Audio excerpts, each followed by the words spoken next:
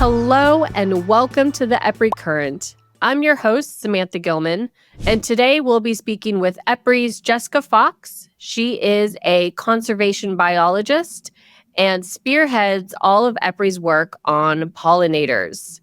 Now, we just finished up the Pollinator Power Party for the 5th year, and I'd like Jessica first introduce yourself to our listeners. I know we've had you on the podcast before, but just give our listeners a quick reminder of who you are and a little bit about what the Pollinator Power Party is. Sure. Thanks, Samantha. I've been at EPRI this is my 22nd year. I'm a trained conservation biologist and have worked on a number of issues, throughout the last couple decades. Now, the last 6 years have been leading an initiative at EPRI called our Power and Pollinator Initiative, which has just grown and grown and grown. It's really amazing. The topic of pollinators, we always knew it was important. And now, I think more companies are seeing the importance of pollinators and how their land relates to that, as well as other biodiversity. So that all just led into hosting a big party. During COVID, when everybody was, in their own locations, people had trouble hosting in-person events in their local communities. And we kind of talked to all the companies in our pollinator initiative, and we said, well, EPRI could host a lecture. And it started with one lecture, and they're like, great, we're going to invite all our employees and customers to your lecture. And then it just kept going. And they're like, well, how about some gardening tips, or how does this relate to food, or can you send us some recipes? And we were like, wow, it sounds like a party. And so we kind of ended up creating this party just bit by bit. And now it's become a really important event. And EPRI being a research organization, we're committed to making sure that accurate information and the best science is brought forward as the topic of pollinators increases in popularity. Also, a lot of information is increasing. Some of it is accurate, and some of it, needs to be backstopped by some more research. And so that's kind of the purpose of the party. And we know that what people know about is what they care about. And by doing the party every year, we're getting more and more people just asking questions and being aware. And that's been a tremendous sort of progress in how we run the Pollinator Power Party every year. And I've worked on it for all those years, and it's always a great project to work on. This year, we had a panel on the business case for pollinators with several executives, deputy mayor from LA. That was a wonderful conversation. We've had videos from multiple electric companies out there. We've had guest lectures from scientists, from chefs, from origami specialists over the years. There's so much cool information. And the great part is we put all of the Pollinator Party on YouTube. So if you're interested in looking back and watching this year's party or previous parties, just go to EPRI's YouTube page. We have a whole playlist. And then also, we recorded an episode last year on the Power Pollinator Party with Jessica, and then also Kelly Bills, who's the executive director of the Pollinator Partnership, who is our co-host for the party.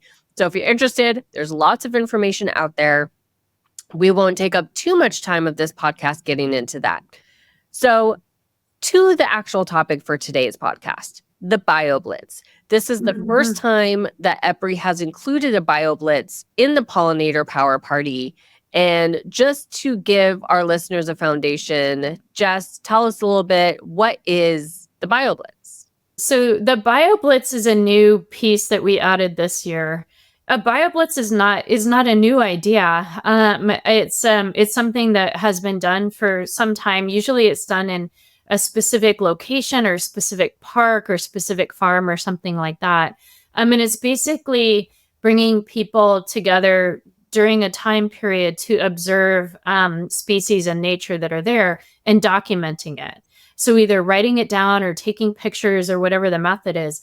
And there's a platform that's existing called iNaturalist that is an amazing platform that scientists and biologists have been using for a long time.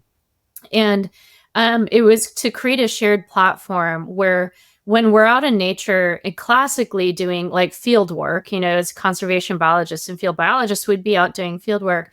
And the iNaturalist allows us to take those observations and put them on a shared platform so other scientists can see them wherever they are around the world.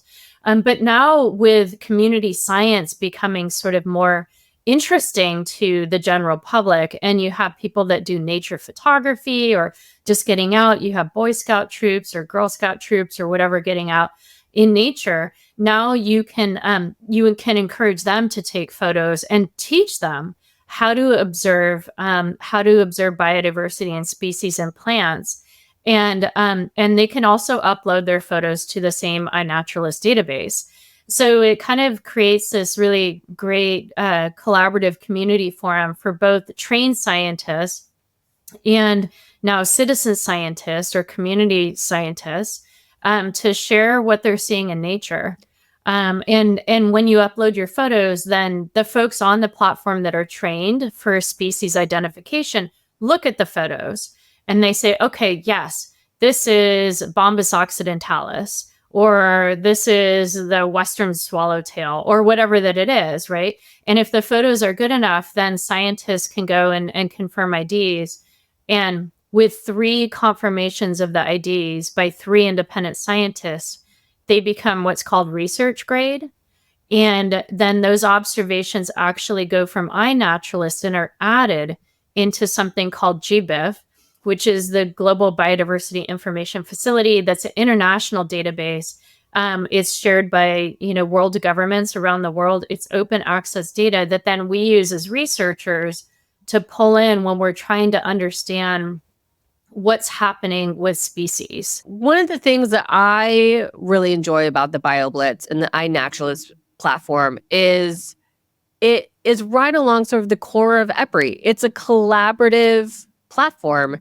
And so much of what EPRI does is convening and working collaboratively as an industry, as multiple industries, to solve big challenges. And that is what iNaturalist is a collaborative platform where researchers like you, or just, a suburban mom like me, can participate in science. My son, he's 4. He's very excited about pollinators right now. We are actually planting some pollinator plants this weekend. We're putting together a bat box for our backyard. He's just very excited about it. And he's very bummed that, monarchs are in decline. And he's so passionate about it. But he also loves to take pictures. So now he can be a citizen scientist.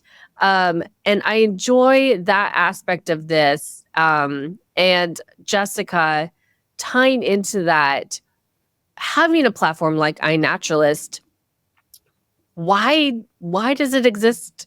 What's the purpose of having it? What was the problem that was seen and iNaturalist is hoping to solve? I think, well, from my perspective and being a user of iNaturalist is exactly what you're saying, is to create a space where you can share observations of species and then everybody can see that and collectively sort of be contributing to understanding, how species are existing in the landscape and where they're moving around, which is core to our ability to know how to conserve and protect them. If you don't know where they are and their status of them, it's really tough to create conservation programs that can target species in decline. So currently, we know that pollinators are in decline. There's strong evidence to that, scientific and ecological evidence. But when you get to some details about then what can we do about it and what do we do next? That's where we start to kind of lack some of the data about specifically where are species currently residing, how many are there, what is the diversity of those species. And we also know that while community science is not perfect, right? You have general people in the public that may or may not be trained in identifying species going and and just getting excited about it. My 4-year-old is certainly not a trained biologist, but he can sure take a picture. Yeah, right. And actually identifying bee species is really tough. You need a microscope. You oftentimes have to, sometimes even dissect them to get really be sure it's a species that you think that it may be. So it's not easy, it's complicated. So we know community science and citizen science and iNaturalist is not always perfect, but it's buffered by the quantity. And even if there's some error margin in specific observations, overall, by and large, it is accepted in general by the scientific community as helping to understand and advance what we know about species occurrence and distribution information. And we really need to have that information to be thoughtful on how we're doing conservation projects. All right, so now that we know a little bit more about iNaturalist, can you tell us how is our BioBlitz going? We started May 1st and we're running our BioBlitz through July 31st. So quick note, those of you who haven't participated yet, you have about a month left. You have plenty of time to get your observations in, especially it's summer, your kids are home. This is a great activity, get in the backyard. But Jess, how are we doing? Are we getting our observations? Are people participating? What are they seeing? Yeah, we have had great participation so far. Our goal was to get 5,000 observations just in this first year by the end of July, and we're almost already up at 4,000 observations. And you can kind of see from the website kind of what's going on. You can see like how many observations there are, the type of species, the number of IDs that have occurred. So there's all kinds of resources to look at on the website. And then if you look here too, you can see photos of them all, like which species are being observed. And you can see what some of these photos actually look like. Like the most recent one was about an hour ago of this moth. And we can look on the map. It looks like that's from Texas, Paris, Texas. And then it's waiting for identification right now. So, and then there's a leaderboard too. So everybody that's logged in as observers, you can see who's leading. So there's one person leading. CLS Street has 326 observations alone. It's really fun to see the leaderboard and then which species. And not surprisingly, the most observed species so far is the Western honeybee. That's the European honeybee. They're very abundant. It's a non-native to the United States. And we talk about a little bit of this conversation between honeybee and wild bee during our Pollinator Power Party that you're welcome to listen to during our Mythbusters Day. So are people just submitting photos of pollinators or is it all animals? Because the craziest thing happened in our front yard. A turtle walked into our front yard, dug a hole and laid eggs. Can I submit a picture of that turtle? That's really neat that you're observing that. And I think the pollinator thing is sort of like the gateway into observing all of nature, actually. So that's super cool story. Yeah, no, it's only pollinators. And so the BioBlitz is, yes, it's just pollinators. Yeah. That's okay. We got those too. That's great. So tying this back, to the research that EPRI is doing and to the Pollinator Party, we're almost out of time, but I want for you to give us, a little bit about why this is something electric companies are talking about and why it's something they're starting to prioritize more and more, and a little bit about how this ties into this clean energy transition that we're right in the middle of. Can you give us some context? Yeah, so electric power companies oversee and have responsibility for managing quite a bit of land in their land holdings, either through transmission corridors or their power plants, or now with this this clean energy transition, more land is coming under management for things like ground-mounted solar and wind farm areas. So this overlap between terrestrial biodiversity and aquatic ecosystems is not going away. It's evolving for the energy industry. And as that evolves, this more technical scientific conversation is also evolving around how companies, energy and power companies, interact with biodiversity and pollinators, because land is land, it's habitat, or we're using it for something. And so we need to think about what these interactions are. And for those who are interested more on that specific subject, we had a panel on business case for this year's Pollinator Power Party. I recommend going to YouTube and checking that out. Also, last year, EPRI CEO and President Arshad Mansour did a keynote about how pollinators and the clean energy transition sort of intersect and how to do everything at once. So also check out that talk. This has been a fun conversation, Jess. I really enjoy doing the Pollinator Power Party, and the BioBlitz is a fun new thing we're doing this year, but it's not just fun, it's really contributing to the science. And so what are your final thoughts that you want to leave with our listeners today? I just really appreciate everybody engaging in the Pollinator Party, and think about what you're doing in your local communities and your own time. That's what I think probably is most energizing and inspiring, is when we get emails and response and communication back that's like, wow, I didn't know about this, or I heard about it, or now when I go out in nature and go for walks, I'm looking at these things and I'm thinking about it.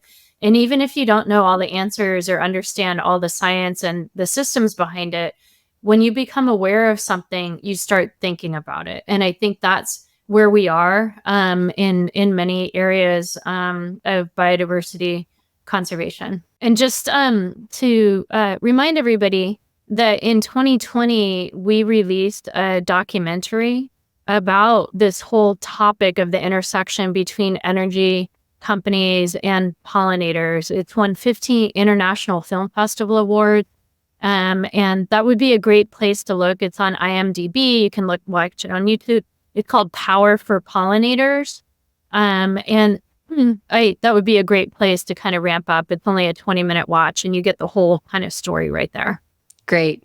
Well, thank you so much, Jessica. It's always a pleasure to have you on the EPRI Current. I'm sure we'll be talking next year about the next new fun pollinator thing for the party. For those of you listening, get out there, take those pictures, subscribe to iNaturalist, and check out the BioBlitz. Be a citizen scientist. And that's it for today's episode of the EPRI Current. My name is Samantha Gilman, and we will talk to you next time. If you like today's show, we invite you to subscribe to our podcast. And feel free to share the podcast with your colleagues and friends. For more information about EPRI, please visit our website at www.epri.com. And don't forget to follow us on LinkedIn and Twitter at EPRI News. Together, we are shaping the future of energy.